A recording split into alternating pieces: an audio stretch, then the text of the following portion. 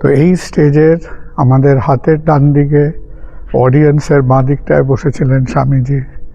তার সঙ্গে ছিলেন ব্রাহ্ম সমাজের দুজন, আর তার একদম পাশে ছিলেন অনাগরিক ধর্মপালা, যাদের বন্ধুত্বের থেকে শুরু হলো আমাদের পুনর্জীবিত করা বৌদ্ধ ধর্মকে স্বামীজির হাত ধরেই।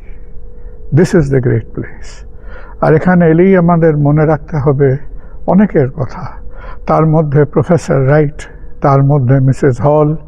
যে প্রফেসর রাইট স্বামীজির সম্বন্ধে বলেছিলেন, স্বামীজি বলেছিলেন আমি যেই স্টেজে উঠে বলবো আমার পরিচয় কি, আমার ক্রিডেনশিয়ালস কি। প্রফেসর রাইট বলেছিলেন to ask you for your credentials is like asking the sun can it shine. বাঁ দিকটায় বসছিলেন স্বামীজি।